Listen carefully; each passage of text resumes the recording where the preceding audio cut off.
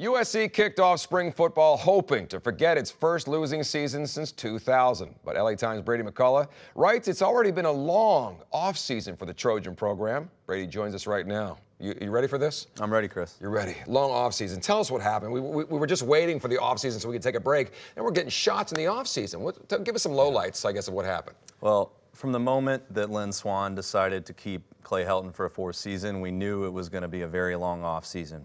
And it just got longer and longer as it went on. First, the one thing Clay could do was hire a big-name offensive coordinator, and he goes out and gets the biggest name on the market, Cliff Kingsbury, a kind of expert in the air raid passing attack from Texas Tech. And within a month, Cliff Kingsbury becomes such a hot name that he's suddenly being pursued by the Arizona Cardinals. Now, no one can fault a college offensive coordinator for leaving for a head job in the NFL, but still, in the midst of coming off a 5-7 season, it wasn't a very, it made USC still look a little weak. And so they had to hire another offensive coordinator. And in between those things happening, the biggest recruit they got in the signing class, a guy from Santa Ana Mater Dei in Orange County, Brew McCoy, big-time wide receiver, within 2 weeks of being on USC's campus, he's decided he wants to go to Texas. So that was the biggest blow, because you've got a guy that was supposed to be a USC guy for the next 4 years, a guy that was going to, potentially compete for All-American type status, that type of player. Right. To bolt on top of the Kingsbury thing just made it look like nobody wants to hang around here. And the hits just keep on coming. Yeah. So Clay stays, though. I mean, he seems safe to you? That's a hot seat right now. Yeah, it's a hot seat. Clay's certainly going to stay until the opener of the 2019 season. That's about all we know. But his whole mentality, and he's been saying his whole career, he says, I've been coaching for another 24 hours, and that's the mentality he's presented since November, when things were getting hot, and he felt the consternation from the fan base, and the last 2 weeks of the season were questions about his job. That no one was talking about the UCLA Notre Dame game. They're talking about, is Clay Helton going to be the coach? And until they play another game and they can show that they've improved, I mean, it's going to be an awkward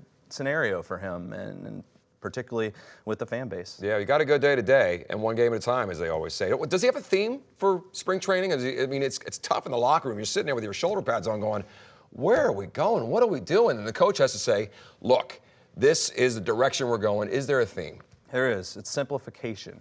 They have talent. They believe, and I think rightfully so, that they are as talented, if not more talented, than every team they're going to play next year, which is probably the case this season, even though they did play Texas and Notre Dame. USC's talent wasn't the problem. So what they want to do is simplify their schemes in a way that allows their players to just go play free. And I think that's what they're trying to drill in spring practice, back to technique, fundamentals, and freeing the players' minds to just go have fun playing football. So is that what Graham Harrell's doing for the offensive coordinator position? It's the same. So the interesting thing was Clay Helton identified, I think rightfully late in the season, that this air raid offensive philosophy, which is the one started by Mike Leach down at Texas Tech in the early 2000s. Cliff Kingsbury was a Mike Leach quarterback, and about 4 or 5 years later, Graham Harrell was a Mike Leach quarterback at Texas Tech. So Helton lost Kingsbury, and possibly with a little nudging from Cliff on his way out the door, says, we're going to stick with this system. Harrell's basically a younger version of Cliff Kingsbury, who had some really successful offenses the last 3 years at University of North Texas, down in Denton. And so to go with Harrell was a statement that Helton really believes in this offensive scheme, and he believes it fits their talent. And it is. It's all about simplicity. Graham Harrell, kind of jokingly, he played in the NFL for a little bit, and he said, I'd always tell my coaches in the NFL, like, this playbook is ridiculous. We don't need all these plays. We just need 20, 25 plays that we run really, really well. We don't need all this other stuff. So for him, it's all about executing and being really, really good at what you do, even though maybe you don't have as many plays as USC certainly had last year in a more pro-style offense. Burgers, fries, Coke, but do them right. Exactly. That's a good point. And yeah. Consistency. Yes. There you go. Small menu, but do it right. Yeah. Now, let's go to quarterback. Yeah. JT Daniels started 11 games last year as a freshman. New offensive coordinator. Is his position solid?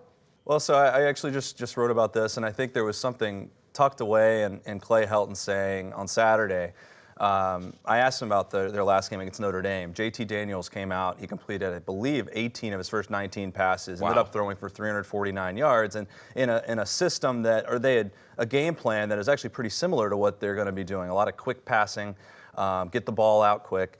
And I think Clay said that's where he started to have this kind of vision for what the offense could be with a new coordinator who kind of specializes in that type of attack. The fact that his vision for what it's going to be factored in JT Daniels, to me, was a little hint that it's still JT Daniels' job to lose. I mean, I think it is open in that, sure, new coach, new coordinator, they're gonna have. He wants to see what all the quarterbacks can do in his system. But I think from the head guy, Clay Helton had a vision for what it was going to look like next year, and that vision was based off of what JT did in that Notre Dame game.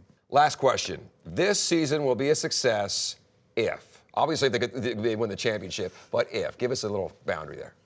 I think that basically it's going to come down to what we talked about. It's going to come down to Graham Harrell and what he can do with JT Daniels, theoretically.